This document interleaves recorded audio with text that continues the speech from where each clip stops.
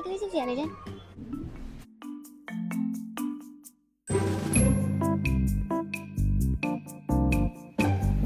မင်္ဂလာပါရှင်ထက်ရဲ့ဘလော့လေးကိုကြည့်ရှုပေးကြပါဦးနော်ပြောမိတယ်ကောရပ်ဆက်ဆက်ရာကြကောရပ်လာပါအဲ့မှာတော်တော်များများဆူတောင်းကြတယ်ဆူတောင်းပြေးကြတယ်လို့လည်းပြောပါတယ်ဘန်ကောက်ကိုလာပြီဆိုလို့ရှိရင်တော့ဗောနော်အဓိကကတော့လမ်းရမ်းလျှောက်ရပါတယ်လမ်းလျှောက်ပြီးတော့မှတနေရာနဲ့တနေရာကိုတော်တော်ဝေးသွားရတယ်ဒါပေမဲ့တကူကကျတော့တချို့နေရာတွေဆိုလို့ရှိရင် sky walk ရှိတဲ့အတွက်အရန်ပင်ပင်မမန်းတော့မရှိဘူးဗောနော်ပူတယ်ဆိုပေမဲ့လည်းအရေးအဝါသားအောင်မှာလျှောက်ရတာဆိုတော့လေအဆင်ပြေတယ်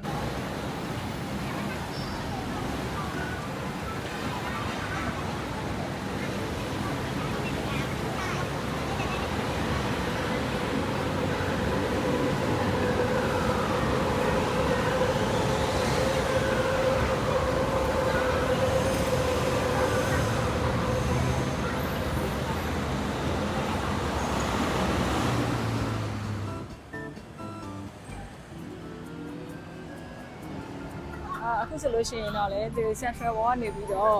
BTS လည်းစီးလို့ရတယ်လို့ BTS မစီးပဲနဲ့ကိုယ့်အကိုလမ်းလျှောက်သွားခြင်းတယ်ပေါ့နော်လမ်းလျှောက်နိုင်တယ်ဆိုလို့ရှိရင်လမ်းလျှောက်သွားလို့ရအောင်လေကနေ Sky Walk လေးလုပ်ပေးထားပါတယ်အဲ BTS လမ်းကြောင်းအတိုင်းကိုလမ်းလျှောက်ပြီးတော့သွားလို့ရပါတယ်အရင်လည်းမဝေးဘူးပေါ့နော်အဓိကသူကနေရိတ်တယ်ဆိုတော့လေလမ်းလျှောက်လို့လည်းအဆင်ပြေတယ်တော်တော်များများလည်းအဲ့လိုမျိုးလျှောက်ကြတယ်ပေါ့နော်တမတ်တိုင်လောက်နဲ့တော့ BTS ကိုမစီးကြဘူးအရင်အနှင်လို့တယ်ဆိုရင်တော့လည်း BTS စီးကြတယ်ပေါ့နော်အခုကလေSkywalk ကနေ CM ကိုလမ်းလျှောက်ပြီးတော့သွားနေတာဖြစ်ပါတယ်။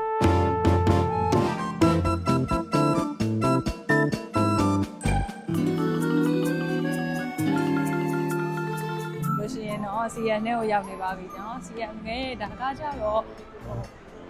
ဒါပထမတက်လာ။တစ်ချက်ကြည့်လိုက်အောင်နော်။ဒါလေးဒီလားသူတော်တော်များများကိုဘာရှိလဲဘာဆိုင်လေးရှိလဲဆိုရင်ဒီမှာကြည့်လို့ရတယ်ပေါ့နော်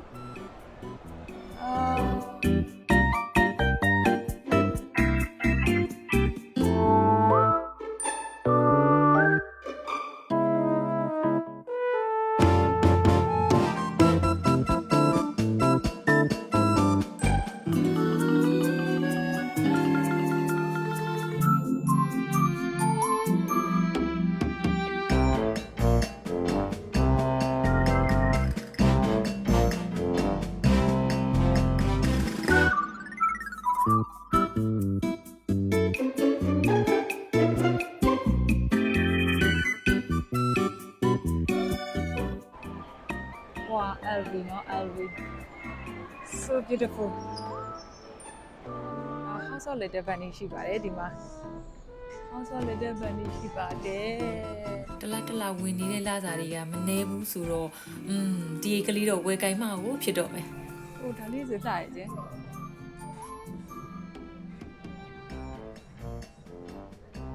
ကလေးတွေစီပလာဒါမျိုးဆိုတော့လာကြည့်အဲတဲပုံလေးတော့မင်းအမအသေးပုံအိတ်ကလေးပေါ့လှတယ်ဆိုပြီးတော့ကိုကစိတ်ဝင်စားနဲ့သွားတာပေါ့နော်သွားလဲသွားပြီးတော့ဖွင့်ကြည့်ပြီးတော့မေးလိုက်တယ်ဈေးလေးတော့တစ်ချက်မေးကြည့်အောင်မယ်ပေါ့လိုရင်ဝယ်လိုက်မယ်ပေါ့ထောက်လိုက်ကအမမေးလိုက်ပြီပေါ့နော်ဘယ်လောက်လဲဆိုပြီးတော့ထိုင်းလိုလေးမေးလိုက်ပါတယ်ရှင်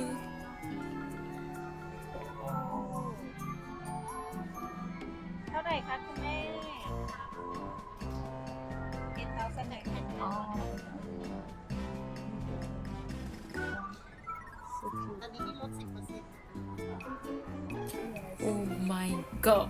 okay ဆိုပြီးတော့ကျေးဇူးတင်ပါတယ်ဆိုပြီးတော့ so cute ဆိုပြီးတော့ပဲပြီးပြီးတော့ပြန်ထွက်လာရပါတယ်ဒါလေးကတော့လေ LED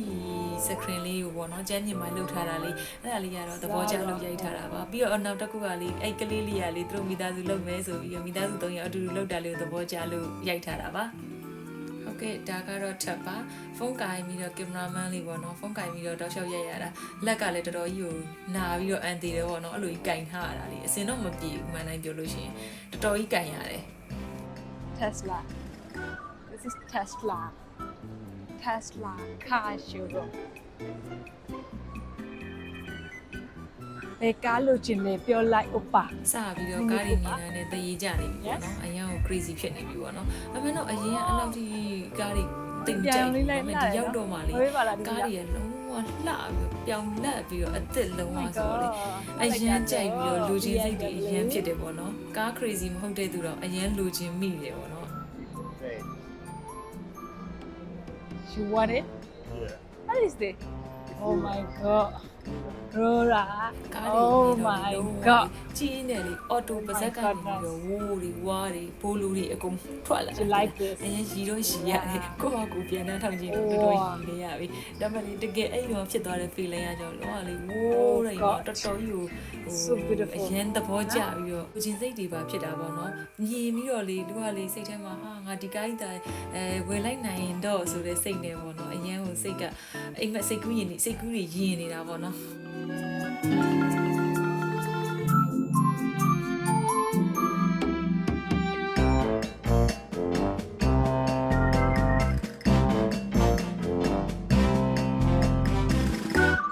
ဟိုထက်ကဘယ်လိုပြောရမလဲကား crazy လို့ဖြစ်တယ်ကားပြည်အရန်ကိုလိုချင်တဲ့သူလို့ဖြစ်တယ်ကားတွေမြင်တာနဲ့ဟိုအရန်လိုချင်နေပြီကွယ်ဘယ်လိုလုပ် အဲ့မှာစတော့တာပဲအဲ့ကာရှိကနေဟိုဘက်ရှောက်လိုက်ဒီဘက်ရှောက်လိုက်နဲ့ဖြတ်ရှောက်လေးလို့ပြီးတော့ငေးနေရတာပေါ့နော်ငေးလိုက် item လေးပေးလိုက်နေပဲပြီးသွားတယ်ပေါ့နော်အဲ့မှာပေးများခြင်းလို့မျက်မှန်လေးချွတ်လိုက်တာဒါပေမဲ့မမြင်ရဘူးလေကားတွေကြည့်ဖို့ကြတော့အဲ့မျက်မှန်လေးပြန်တက်ပြီးတော့ကားတွေကိုပြန်ငေးရတာပေါ့နော်ထက်ကကားတွေကိုငေးပြီးတော့ပေါ်နောက်တစ်ထက်တက်ကြည့်မယ်ဆိုပြီးတော့နောက်တစ်ထက်တက်ကြည့်လိုက်တယ်ပေါ့နော်တက်ကြည့်လိုက်တဲ့အချိန်မှာဘာလဲဆိုတော့ရုပ်ရှင်ရုံဆိုတော့လေကိုရှိမှရှိတာ ਨੇ ဘလူးလေးပေါ့နော်တိကျသွားတော့တက်ကြည့်ကြည့်လိုက်တဲ့အချိန်မှာအကျိန်နားနေဖို့အတွက်နေရာတွေဟိုမှာရုပ်ရှင်ကားပြဖို့အတွက်အချိန်လိုနေသေးတယ်ဆိုရင်ထိုင်ဆောင်ဖို့အတွက်နေရာတွေကလုံးဝမိုက်တယ် share ကွာဒီလားပြီးတော့အဲ့ဒီမှာသူ promotion လုပ်တဲ့နေရာတွေအကုန်တီးတန့်လုပ်ပေးထားတာကွာတန့်ပြန့်ပြီးတော့တို့ကဘာဟိုနေချင်းစီအဲ့မှာတော့သွားပြီးတော့ကို relax လုပ်ချင်တဲ့စိတ်တောင်ဖြစ်သွားတယ်ပေါ့နော် ရုပ်ရှင်စစတင်လို့ရှိရင် promotion ဆင်းတာပေါ့ကွာအဲ့ဒီဟာအတွက်ကိုသူကဒီမှာလုံးဝဟိုမှာ slide ဟိုဟာနဲ့ stick ဆင်းထဲမှာလောက်ထားပြတာကွာသူကဒီတန်လေးဖြစ်တယ်ပေါ့နော်အရင်မိုက်ပါတယ်ဟိုမှာဆောင်းလို့ရှိရင်လည်းနော်လုံးဝဒါထိုင်ဆောင်းလို့ရတယ်တယ်နော်ဒီမှာထိုင်ဆောင်းလို့ရတယ်အေးစစ်စစ်ပဲရုပ်ရှင်ရုံဆိုလို့ရှိရင်ဘလောက်လဲရုပ်ရှင်ကြည့်မယ်ဆိုရင်လည်းအချိန်ကြီးရေးပေးထားတယ်။ standard price ticket price တွေက standard price ကဒီမှာ260 movie day ဆိုတာကကြတော့160တဲ့။တောက်ကြကျတာပရိတောက်ကြစနေတနင်္ဂနွေ holiday ဆိုရင်ပိုစေးကြီးတယ်ပေါ့နော်။40ဆိုရင်တော့ဈေးရလုံးဝ အဲ့မှာဈေးနှုန်းတွေတခါလေးကြည့်လို့ရတယ်ကွာကြည့်လို့ရပြီးတော့ကိုကဘယ်ဟာကြည့်မလဲကိုကကိုရွေးပြီးသွားပြီဆိုတော့ねသူကသွားပြီးတော့ ticket ဟို stand နေရှိတယ်အဲ့ဒီမှာကိုရွေးပြီးတာနဲ့ကျူဟာရှိရဆိုကျူဟာနဲ့ပတ်စံချေလို့ရတယ် cash ဆို cash နဲ့ချေလို့ရတယ်ကွာကိုဟာကိုအကုန်လုပ်ရတာအရင်မိုက်တယ်ပြီးတာနဲ့ဘိုက်ကစားလာအောင်ဘိုက်ကစားလာတော့အရင်ဆုံးပေါ့နော်ဘယ်နေရာရောက်အရင်ဆုံးရှာတာတော့ဖူကောင်ပဲဖူကောင်ကိုရှာတယ်ပေါ့နော်ဖူကောင်ကဈေးတန်တာဟုတ်တခြားနေရာတွေထက်ဈေးတန်တော့ဒီ CM Paragon မှာလည်းတန်မယ်ထင်ပြီးတော့ဖူကောင်မှာသွားစားမယ်ဆိုပြီးတော့သွားတဲ့အခါသူကတော်တော်များများကဈေးနည်းနည်းကြီးနေတယ်တခြားနေရာတွေထက်လေသူ့ဈေးကလေ190 200တပွဲကိုပေါ့နော်အဲ့လောက်ဖြစ်နေတော့တိတ်အဆင်မပြေဘူးကွာနော်ဟိုပုံမှန်ဈေးထက်ကိုဈေးကြီးတယ်ဆိုတော့အဲ့ဒါနေပဲကဲ free တစ်ခုရပြီ free ကတစ်ချက်ပဲရတယ်နှစ်ယောက်ဘယ်လိုစားမလဲတစ်ယောက်တော့စား ရောက်တော့ပေါ့နော်တကယ်တမ်းစားကြည့်လိုက်တဲ့အခါမှာလေကောင်းတယ်တိလားကျွတ်ကျွတ်ကလေးနဲ့လေအရသာလုံးအောင်ထိမိနေတာပဲအဲ့ဒါနဲ့အိုပါကိုတော့ကျွေးမယ်ဆိုပြီးတော့နည်းနည်းပဲကျွေးပြီးတော့ကျန်တာအကုန်လုံးကိုထပ်ပဲစားလိုက်ပါတယ်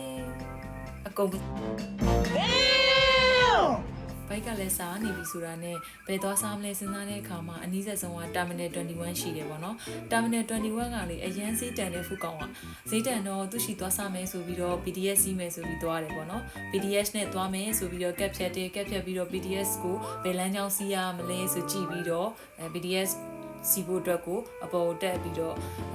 BTS ကိုစောင့်နေပေါ့နော်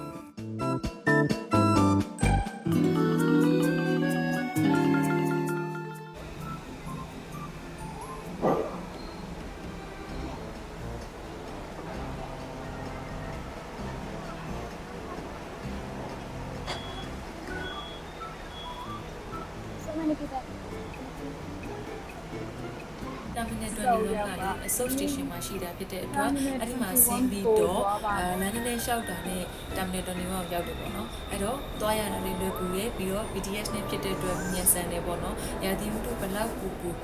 တို့က shopping center တွေ BTS တွေကအမြဲအေးနေတာဖြစ်တဲ့အတွက်သွားရလွယ်ရတာလွယ်ကူချုံးမွေ့စေပါတယ်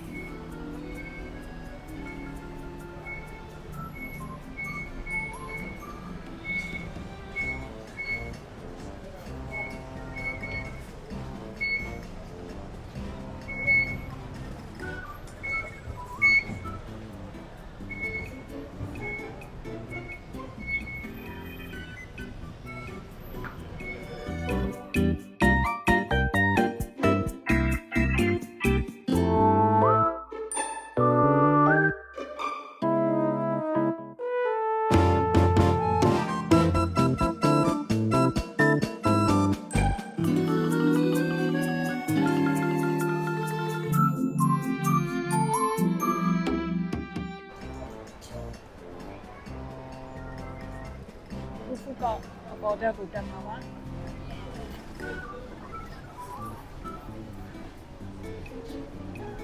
ခပ်ခါရပါပြီ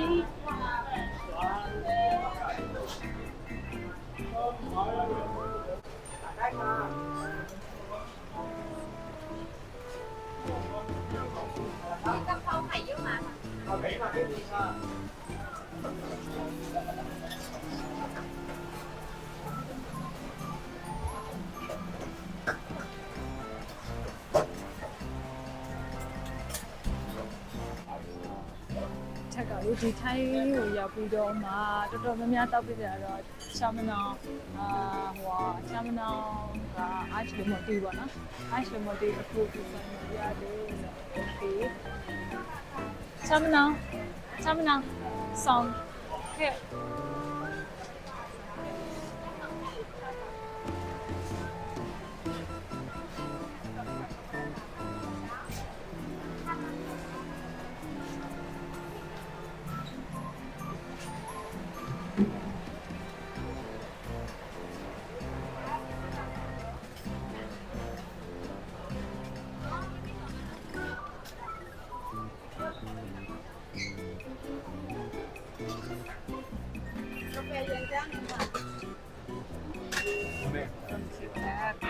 ဆောင်းနဲ့ခရင်ယူရမယ်ပေါ့နော်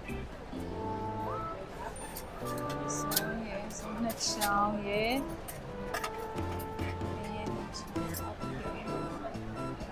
like coffee shake ဆောင်းနဲ့ခရင်နဲ့ယူပြီးနေရရှာတဲ့နေရာတော့ခုနကရတယ်တွေ့သွားပြီပေါ့နော်ဟုတ်မှာဒီရမြရတယ်ဘယ်ကနေဝင်ရမလဲမသိလူကအရန်များလို့နေရတော့မရှိဘူးဘယ်နေရာနေဝင်ရโอเคအော်ရပြီ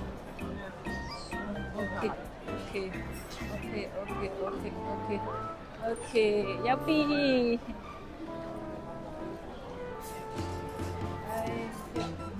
ဘိုက်ကလည်းတော်တော်စားတာဘာလို့လဲဆိုအဲ့ဒီအချိန်ကနေ့လေတနားကြီးကျော်နေပြီဆိုတော့လေဘိုက်ကဘလို့မှမခံနိုင်တော့စားတာမှလေအရန်စားပြီးလို့ကလေဘာစားကောင်းနေတယ်ပေါ့နော်ဒါပေမဲ့အဲ့ဒီကအစားလေးတွေကလည်းတော်တော်စားကောင်းပါတယ်ဟိုစားကောင်းတဲ့အထက်ပါတယ်ပေါ့နော်ဝိတ်ချင်အဲ့ဒါလေးစားချင်စားပါတော့မယ်စားချက်ပါအောင်မင်းတို့လေဒီမှာကတော်တော်များများလေးသူနေစားကြတယ်ပေါ့နော်ဒီမှာ lunch တို့ dinner တို့ဆိုလာစားကြတယ်ဘိုက်ကလေအရင်စားတာဆိုတော့လေဘလူးမပဲမများနိုင်တော့ကင်မရာရှိလဲမရှောင်နိုင်တော့ဇင်းထဲကိုအားရပါရပါဇက်ထဲကိုထည့်ချလိုက်တော့တာပဲလူကအရင်ပဲစားတော့လေအပဲမြောက်ကိုလည်းမေ့သွားတာပေါ့နော်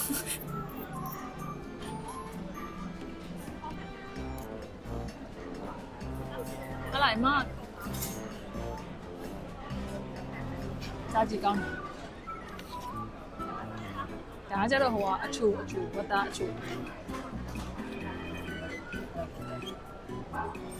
ဒီခုကမှနေရလာလိုက်ကြတော့နေရလို့မရှိနေရလည်းပုံမနေရှာတယ်ဘယ်လိုလဲတော့လေဘယ်လိုထောင်းလဲဆိုတော့လိုက်ကြည့်ပြီးတော့ထားရလို့ရှိရင် အတင်းလူထိုင်ရအောင်ဒီကြည့်နေရတာမသိအရှင်းအောင်ကြည့်နေ ဈေးလည်းတော်တော်တန်တာဟုတ်အခုဆိုကွာဒီတပွဲမှာပါ40ပဲရှိတယ်ပါ40ဆိုတာလေအပြင်တကယ်လို့ဘေးလမ်းဘေးဆိုင်ဟင်းဆိုင်လေးဆိုလို့ရှိရင်တော့မှတပွဲကို60လောက်ရှိရဟင်းတပွဲပေါ့နော်ဒါပေမဲ့များတော့များတာပေါ့နော်အဲ့ဒီဟင်းကဒါပေမဲ့ဒါထမင်းရဲ့ဟင်းရဲ့အပါဦးမှာတပွဲ40ပေါ့နော် ပြင်မလေးဒီအကြီးတစ်ခွက်ကို25ဘတ်25ဘတ်အပြင်မှာဆိုလို့ရှိရင်ကအများဆုံးဘတ်80အထိတောက်ခဲ့ပြီ80ဆိုတာကြအရင်များတော့နေမှာဘတ်80ဆိုတာဘယ်ထဲမှာပတ်တူနေထဲမှာတစ်ခွက်ကိုဘတ်80ဒါပေမဲ့ကောင်းတော့ကောင်းတယ်အရသာတော့တော်တော်ကောင်းတယ်ဈေးကြီးရပါတော့အလက်က40 35အဲ့လောက်ပဲဒါတော့အရင်တန်တယ်25ဘတ်ပဲရှိဒီကနေတဲ့ဒါမရှိတော့ စားအဲ့ဒါပဲစားကိုအဲ့ဒါစားလိုက်နည်းနည်းယူစားပဲကင်လေးပါ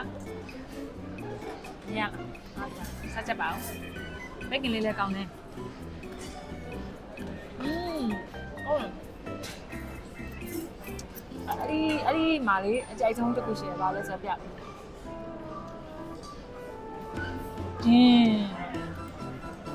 ဂျင်းလေးက